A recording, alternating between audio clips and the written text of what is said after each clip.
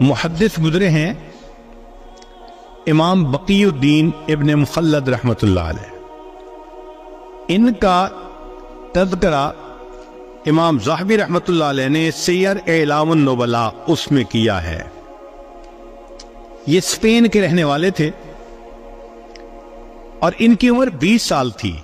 اب ذرا غور کیجئے کہ 20 سال کا نوجوان، اس میں تو دنیا کی تمنائیں، خواہشات، شہوتیں اتنی ہوتی ہیں کہ علم کی طلب اس کے اندر بہت کم ہوتی ہے. اور یہ علم کی طلب کے اندر ایسے ڈوبے ہوئے تھے کہ ہر قربانی کے لیے تیار. کہتے ہیں میں نے ایک بڑی کشتی کے اوپر سواری کر لی اور مجھے بہت سارا وقت، حصہ جو ہے سفر کا، وہ سمندر کے ذریعے طے کرنا تھا. اللہ کی شان، ہماری کشتی وہ طوفان میں گر گئی، ہائی ٹائیڈ کے اندر گر گئی. اور جب ہائی ٹائیڈ کے اندر کشتی گر جائے تو ایسے لگتا ہے کہ ابھی الٹ جائے گی. ہم لوگوں کو بیماری ہو گئی، جو پیٹ میں تھا وہ سب ہم نے کہہ کر دی، طبیعت خراب، کچھ کھانے کو دل نہیں چاہتا. پھر ہمارے پاس پینے کو پانی بھی نہ رہا تو ہم سمندر کا نمکین پانی پیتے تھے. پھر ایک وقت آیا کھانے کو بھی کچھ نہ رہا. ہمیں 1.5-2 مہینے وہاں طوفان نے گھیرے رکھا، ہم سفر نہیں کر سکے. اب کپڑے بھی میلے، نان نفقہ بھی ختم، اور سمندر کے اندر ہم اپنی موت کے انتظار میں. مگر اللہ کی شان کہ اللہ رب العزت نے حفاظت کرنی تھی. طوفان ختم ہوا اور ہمارا سفر شروع ہوا، اور ایک وقت آیا کہ ہماری کشتی کنارے لگی. میں نیچے اترا، اپنی گٹھری میں نے اپنے کندھے پر اٹھائی، سر پہ اٹھائی، اور میں نے سفر شروع کیا. اس لیے کہ مجھے کئی 100 میل کا سفر پیدل کرنا تھا. جانا کہاں تھا؟ بغداد جانا تھا، امام احمد بن حنبل رحمۃ اللہ علیہ سے حدیث پڑھنے کے لیے. یہ ان کے دل کی تمنا تھی. کہتے ہیں کہ میں دن رات پیدل چلتا رہا، سفر کرتا رہا، حتیٰ کہ جب میں نے بغداد شہر کو دیکھا نا آنکھوں کے سامنے تو میرے جسم نے جواب دے دیا. اتنی تھکن تھی، میں ایک درخت کے نیچے گٹھری کو رکھ کر لیٹ گیا اور بہت گہری نیند سو گیا. جب سو کے اٹھا تو میں نے کہا کہ چلو میں شہر جاتا ہوں. تو میں نے راستے میں ایک بندے کو آتے ہوئے دیکھا. میں نے اس بندے کو سلام کر کے پوچھا کہ سناؤ امام احمد بن حنبل کا کیا حال ہے؟ اس نے کہا کیوں پوچھ رہے ہو؟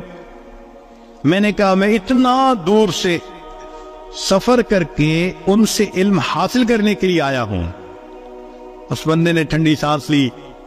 اے نوجوان، تمہاری یہ خواہش پوری نہیں ہو سکے گی. کیوں؟ اس نے کہا کہ حاکم وقت امام احمد بن حنبل سے کسی وجہ سے ناراض ہو گیا ہے. اس نے ان کو گھر میں نظر بند کر دیا ہے. نہ کوئی بندہ ان سے مل سکتا ہے، نہ وہ کسی بندے سے مل سکتے ہیں. تم تو علم حاصل نہیں کر سکو گے. کہتے ہیں کہ یہ خبر بجلی بن کے گری میرے دل پر. مگر میں چلتا رہا، حتیٰ کہ شہر پہنچ کے ایک سرائے کے اندر میں نے کمرہ کرائے پر لے لیا اور میں وہاں رات کو لیٹ گیا. اگلے دن اٹھا تو میں نے سوچا اتنا بڑا شہر ہے، آخر کہیں تو حدیث کا درس ہوتا ہوگا.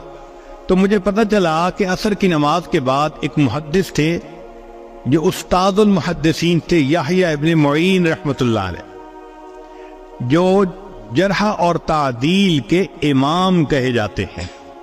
وہ حدیث کا درس دیتے تھے. میں عصر کے بعد وہاں پہنچ گیا. انہوں نے ایک حدیث مبارکہ پڑھائی، پھر بتایا، پھر اس کے بعد کوسچن آنسر کی نشست شروع ہوئی. تو لوگوں نے ان سے روات کے بارے میں سوال پوچھنے شروع کر دیے. فلاں راوی کے بارے میں آپ کیا کہتے ہیں، فلاں راوی کے بارے میں. تو کہنے لگے کہ یحییٰ بن معین رحمۃ اللہ علیہ وہ جواب دینے لگے. تو میں اٹھا اور میں نے اٹھ کر کہا کہ جی آپ ہشام بن عمار کے بارے میں کیا کہتے ہیں؟ ان کا وہ چادر والے؟ میں نے کہا ہاں. کہنے لگے اگر ان کی چادر کے نیچے تکبر بھی آ جائے تو بھی ان کی ثقافت میں کوئی فرق نہیں پڑتا. یعنی وہ اتنے ثقہ ہیں، پکے بندے. پھر میں نے دوسرا کویسچن پوچھنا شروع کیا تو جو قریب والے تھے انہوں نے میرا کرتا پکڑ کے کھینچا. ان کا طالب علم تو اجنبی نظر آتا ہے. یہاں کی مجلس کا یہ دستور ہے کہ ہر بندہ ایک مجلس میں ایک کویسچن پوچھ سکتا ہے. سارے کویسچن ایک ہی پوچھے گا تو باقیوں کی باری کیسے آئے گی؟ بیٹھ جاؤ. کہنے لگے جب انہوں نے کہا بیٹھ جاؤ تو میں نے، مسکین چہرہ تو تھا ہی صحیح، ان کی منت سماجت شروع کر دی. میں نوارد ہوں، مجھے پتہ نہیں تھا. میں نے اصل کویسچن تو اب پوچھنا تھا، میں یہ کویسچن پہلے پوچھتا. لوگوں نے میری فریاد کو دیکھا تو ان کو ترس آ گیا. وہ کہنے لگے اچھا ایک کویسچن اور پوچھ سکتے ہو. کہتے ہیں کہ میں نے یحییٰ بن معین رحمۃ اللہ علیہ سے ایک کویسچن اور پوچھتا، اور وہ کویسچن کیا تھا؟ میں نے پوچھا کہ مجھے امام احمد بن حنبل کے بارے میں آپ بتائیے کہ آپ کیا کہتے ہیں. میرے سوال کو سن کر یحییٰ بن معین رحمۃ اللہ علیہ نے سر کو جھکا لیا. مجمع پہ سناٹا چھا گیا، پن ڈراپ سائلنس. لوگ حیران تھے